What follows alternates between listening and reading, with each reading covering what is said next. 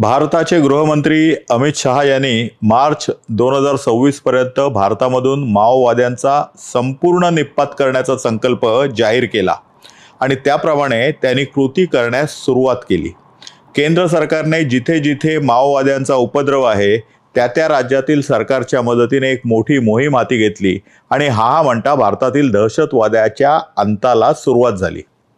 भारतात ज्यावेळी माओवाद टोकाला पोहोचला होता त्यावेळी साधारणपणे 10,000 सशस्त्र माओवादी महाराष्ट्र, तेलंगणा, ओरिसा, झारखंड, बिहार आणि छत्तीसगड आदी राज्यात नियमितपणे हिंसक कारवाया करत होते। परंतु सरकारच्या झिरो टॉलरन्स धोरणामुळे ही संख्या आता केवळ 1,000 पर्यंत खाली आहे। कित्येक माओवादी एकतर मारले गेले तर अनेकांनी सरकारसमोर सपशेल शरणागती पत्करली आहे। जंगलामध्ये प्रत्यक्ष शस्त्रे हाती घेऊन हिंसक कारवाया करणाऱ्या माओवाद्यांना तर आपण ओळखतोच, पण त्या मानाने शहरामध्ये राहून अशा माओवादी कारवायांना मदत करायचे काम करणाऱ्या छुप्या शहरी माओवाद्यांना आपण ओळखण्यात कमी पडतो। हे सर्व आपल्याच आजूबाजूला असतात।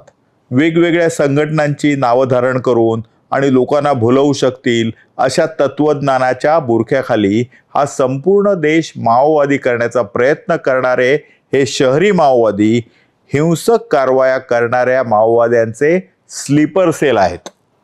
फुले, शाहू, आंबेडकर, पेरियर आदी समाज सुधारकांची नावे धारण करून तर आता अगदी साने गुरुजींच्या नावाने देखील हे शहरी माओवादी आपला अजेंडा पुढे रेटत असतात।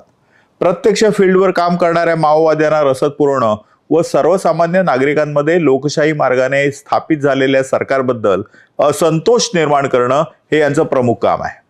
शहरी माओवादी जंगलात असलेल्या माओवादी सैन्याला शस्त्र, अस्त्र, आधुनिक उपकरणं त्याचबरोबर मनुष्यबळ पुरवण्याचं काम करतात। रावणाला जशी 10 तोंड होती तशी या शहरी नक्षलवादाला सुद्धा हजारो तोंड आहेत।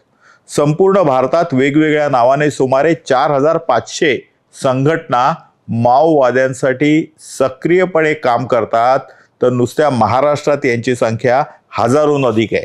जंगलातील माओवाद्यांकडे शस्त्र असल्यामुळे आणि ते उघडपणे हिंसक कृत्य करत असल्यामुळे त्यांच्यावर उपलब्ध असलेल्या कायद्यानुसार कारवाई करणं सोपं जातं।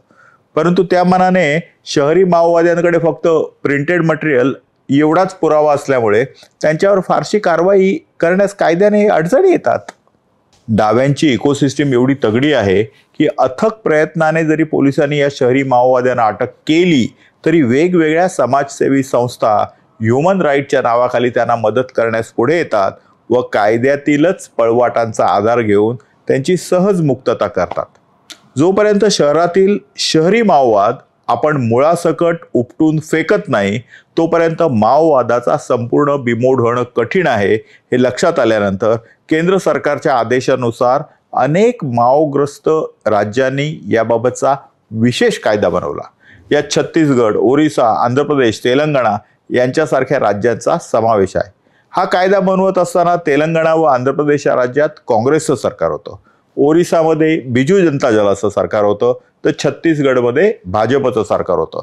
यावरून एक लक्षात येतं की पक्ष कोणताही असो या सर्व राज्यातील सरकारांनी माओवाद पूर्णपणे ठेचण्यासाठी कायदे केले व त्याची प्रभावी अंमलबजावणी देखील केली।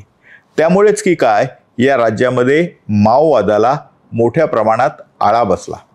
महाराष्ट्रामध्ये त्या मानाने हा कायदा बनवण्यासाठी थोडा उशीरच झाला, परंतु गेल्या अधिवेशनामध्ये फडणवीस सरकारने विशेष जनसुरक्षा विधेयक म्हणून शहरी माओवादाच्या विरोधात एक कडक कायदा करण्याचा प्रयत्न करण्यास सुरुवात केली। या कायद्यामुळे माओवादाला समर्थन देणाऱ्या शहरी माओवादाच्या वेगवेगळ्या संघटनांवर बंदी घालणं आता सरकारला शक्य होणार आहे। एवढंच नव्हे तर या बंदी घातलेल्या संघटनांची मालमत्ता ताब्यात घेणं देखील शक्य होणार आहे। परंतु असे असूनही या कायद्याद्वारे कोणत्याही व्यक्तीला वैयक्तिकरित्या दोषी मानण्यात येणार नाही, कारण हा कायदाच मुळी व्यक्तीच्या नव्हे तर दहशतवादी कृत्य करणाऱ्या संघटनेच्या विरोधात आहे। त्यामुळे व्यक्ती स्वातंत्र्य अबाधित राहणार आहे। शहरी माओवादामध्ये काम करत असलेल्या संघटनांच्या बाबतीत उच्च दर्जाच्या पोलीस अधिकाऱ्याच्या सखोल अभिप्रायानंतरच त्यांच्यावर बंदी घालण्यात येण्याची तरतूद आहे। एवढंच नव्हे तर मुंबई उच्च न्यायालयाच्या न्यायमूर्तींच्या समकक्ष असलेल्या 3 जणांच्या समितीकडे या अभिप्रायाची पडताळणी करण्याची जबाबदारी देण्यात आली आहे। या समितीच्या शिफारसीनंतरच सरकार अशा संघटनांवर बंदी घालू शकतं, परंतु त्याआधी त्या संघटनेला समितीसमोर आपली बाजू मांडण्याची संधी देखील देण्यात आलेली आहे। एवढंच नव्हे तर कायद्याप्रमाणे अशा प्रकारच्या बंदीला ती संघटना उच्च न्यायालयात देखील आव्हान देऊ शकतं। यावरून हा कायदा कोणाला त्रास देण्यासाठी नाही, कोणावर अन्याय करण्यासाठी नाही, घटनेच्या विरोधात नाही, वैयक्तिक स्वातंत्र्याला आव्हान देणारा नाही, घटनेने दिलेले आहे अशाच अधिकारांचे उल्लंघन करणारा नाही हे सिद्ध होतं। एकीकडे भारत तेरे तुकडे होंगे इंशाल्लाह इंशाल्लाह असे नारा देणारे असतात, तर अफजल गुरुच्या फाशीला विरोध करणारे देखील असतात। ज्या डॉक्टर बाबासाहेब आंबेडकरांनी मार्क्सला नाकारून बुद्धाला स्वीकारलं, त्या डॉक्टर बाबासाहेब आंबेडकरांचे नाव घेऊन त्यांच्या नावाने संघटना तयार करून त्यांच्या अनुयायांना बुद्धाच्या शांतीच्या मार्गावरून मार्क्सच्या हिंसेच्या मार्गावर घेऊन जाण्याचं भयंकर मोठं षडयंत्र या शहरी माओवाद्यांनी आखलंय। आता त्यांचे लक्ष भटके व विमुक्त समाज आहे। एकीकडे भारताच्या स्वातंत्र्याला 100 वर्षे पूर्ण होण्याच्या वेळी म्हणजे 2047 साली हा देश विकसित झाला पाहिजे, विश्वगुरू झाला पाहिजे आणि भारतातील एकही माणूस प्रगतीपासून वंचित नसला पाहिजे या ध्येयाने काम करणाऱ्या मोदी सरकार विरुद्ध 2047 साली लाल किले से लाल सलाम अशी घोषणा देऊन 2047 साली भारत माओवादी करण्याचं स्वप्न पाहणाऱ्या 2 टोकाच्या विचारसरणीमधील हा संघर्ष शेवटी जरी आपणच जिंकणार असू तरी या संघर्षाला बळ देण्याचं काम जनसुरक्षा विधेयक करेल असा ठाम विश्वास आहे आणि त्यासाठी शांततेने सुसंस्कृत जीवन जगणाऱ्या सर्वसामान्य माणसांनी माओवाद्यांच्या भूलथापांना बळी न पडता या विधेयकाचं समर्थन करणं ही काळाची गरज आहे।